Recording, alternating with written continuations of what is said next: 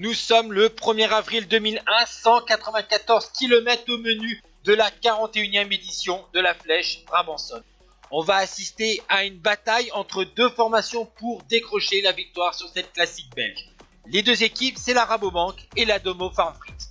Au sein du peloton, une équipe paye un petit peu les pots cassés de cette bagarre entre ces deux formations, puisque c'est la formation Lotto qui est obligée de rouler, puisqu'à l'avant de la course, avec 31 secondes d'avance à 53 km de l'arrivée, Broylands et Bogert donc ont constitué un duo de tête. Derrière, la formation Lotto, après un gros travail, essaye de constituer un nouveau groupe de contre, mais c'est comme d'habitude un Rabobank qui veille au grain. À 40 km de l'arrivée, deux coureurs vont faire la jonction avec Bogert et Broylands. Il s'agit de Diersens et Verheyen. Et d'autres coureurs vont réussir à revenir sur le quatuor de tête, puisque Broylands ne va pas rouler, puisqu'il est seul accompagné de deux Rabobank.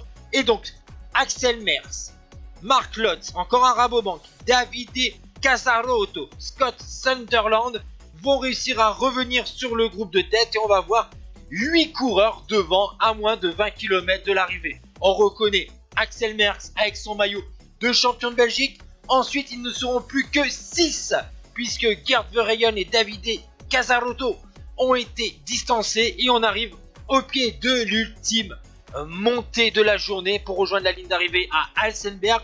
Une montée de 1200 mètres à 4% de moyenne, avec des rampes à 10% dès le pied.